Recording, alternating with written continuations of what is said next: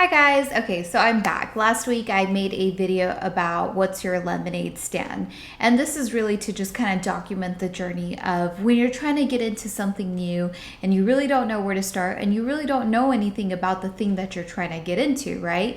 So very similar to when I got started with Turo. I had absolutely no idea about this platform, have no background in cars or working on cars or really anything, right? I just knew that I like cars and I thought peer-to-peer sharing was really cool and wanted to be in that type of marketplace.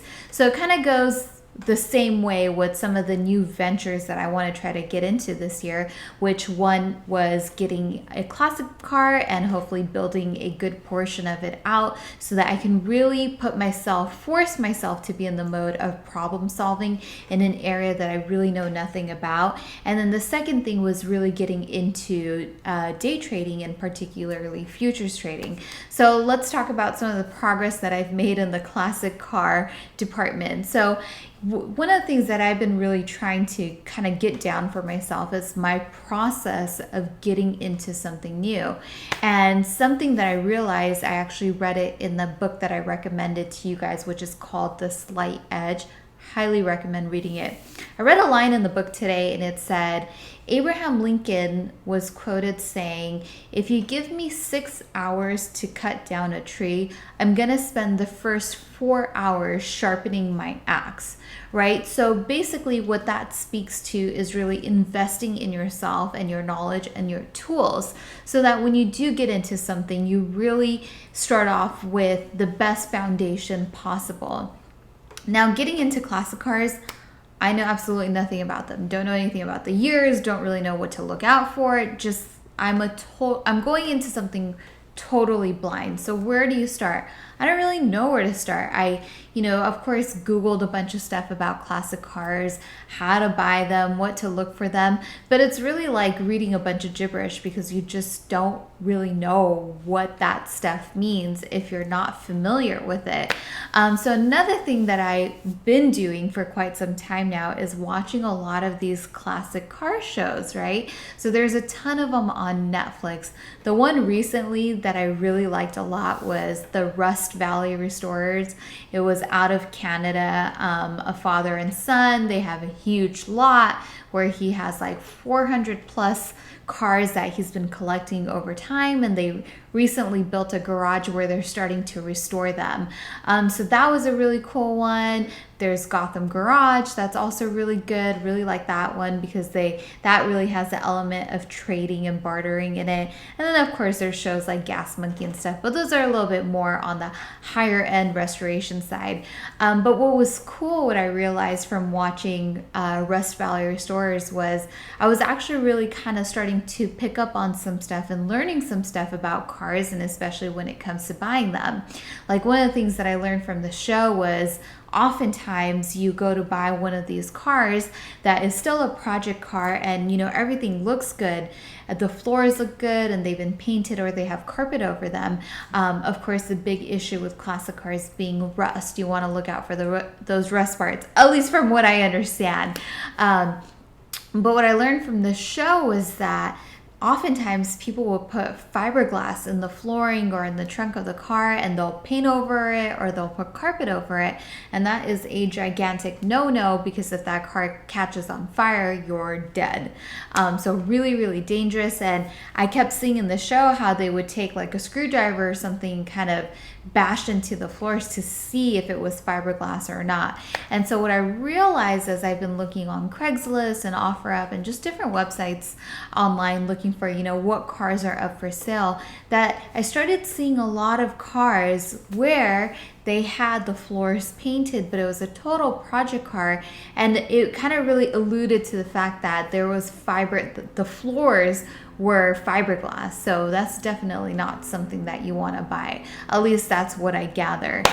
So basically right now I'm really in the mode of just trying to learn. And my big thing was trying to find somebody who knew about classic cars and who could I don't know, maybe take me under their wing or someone who I can at least talk to and become friends with. And just coincidence is that my neighbor whose 68 Impala I got to take out yesterday over the weekend, if you watched my last video, happens to be in classic cars and has been doing it his whole life. And so, you know, given that I have a bunch of cars, it was really cool because I got to trade him for the day. He wanted to take his kid out in the Polaris. For, I guess, the longest time he had been seeing my Polaris, and we finally had a chance to talk, and so we made a deal where I got to take out his 68 Impala and he got to take out the Polaris, and it really allowed me to experience a classic car for the first time. So it really kind of got a hands-on approach and got to talk to somebody who really knows about these cars. Turned out, took the car out, really loved the whole experience, and now I'm really solidified in the fact that I want one and that I want to work on one. And one of the things that I really took away from talking to him, because I was telling him, you know, I was kind of wanted to buy one, but I really don't know anything about these cars, but that I wanted to work on one. And one of the things that he said that he finds to be very important is to actually work on your cars and build them out. And he said that, you know, if you really take the time to build out a car, you really fall in love with it and you just value it so much more because it's something that you built with your own hands. So I found that to be really cool. Kind of made me feel like, okay, I was on the right track of thinking that I did want to build one out. And so he really did sort of certify that thought that I had. So now it turns out over the weekend, he's going to be working on his car, doing some stuff to the engine, which is the thing that I really want to build out in the car. The other things I'm not really too into building out, but it's really the engine, the motor is the thing that I want to work on. And so that's what he's working on his 68 Impala. So now I get to kind of tag along and watch. So the next step in my process, now that I'm really for sure that I want to do this and I really enjoyed the experience of driving a classic car, now I'm going to try to tag along with him as much as possible without being creepy, and hopefully gain some more experience from him. And then I also found that Chevelle available for rent on Turo. So now I'd really like to get my hands on a Chevelle and see how that feels, because that's mainly the car that I'm looking at. So that's kind of the next step in my process.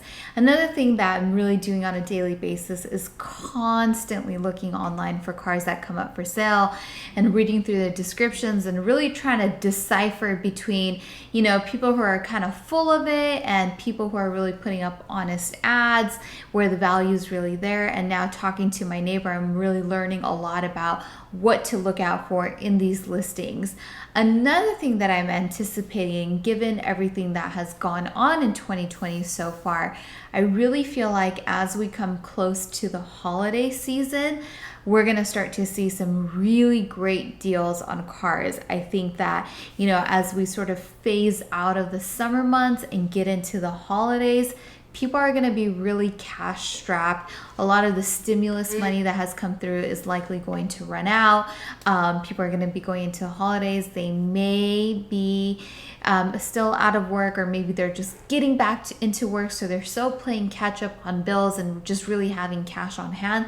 So hopefully there's some smoking deals out there for a Chevelle that I can get my hands on for a great deal so that I can put some more money into working on the motor and restoring it. So that's kind of where I'm at with this particular lemonade stand of mine and kind of just starting out in this journey. And again, you know, it's one of those things where when I started out with Turo, I wish I had documented everything from the very beginning, because it's just such a cool story to kind of experience, you know, starting out with a smart car and like working your way up to having 6 Corvettes, which was what happened to me. And it was just an awesome journey, and I wish I had it all documented. So, you know, I thought, why not document the process of all the new things that I'm going to be getting into over, say, the next 5 years of my life, and let's see how it goes. So that's kind of where I'm at in the process. So just trying to educate myself, trying to get some physical hands-on experience, and really trying to find someone who I can use as a model, which is my neighbor. And then I'll just kind of finish off with the trading portion of what I'm getting into now. I got a lot of DMs and messages from people saying like, oh, why would you go into futures? Futures is so risky. You should do options or Forex or whatever. There's a bunch of stuff out there that you could do, right? Again, I'm a baby in all of this and hardly know anything about it. But there was a very specific reason why I chose futures, and that's because I have people in my life who are literally at hand's reach, who I absolutely admire in every way, their lifestyle, their values, their work ethic, and they trade futures. And so I have that at my disposal. And one of the things that I learned many years ago when I went to a Tony Robbins event is whenever you're trying to do anything, whether it's something that you're trying to get into, or you're trying to lose weight, you're trying to accomplish something, one of the best things that you can do for yourself is to find somebody that you can model yourself after, that you can model your journey after and really pull from.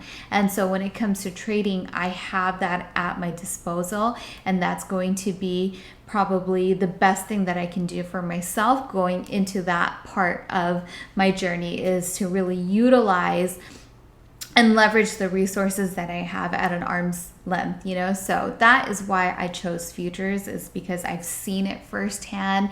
And I really look up to the people that I know that do trade in futures, and I want to be right there with them. So that's what I'm trying to model. All right, guys, so let me know, what's your lemonade stand? What are you working on these days? Where are you in the process?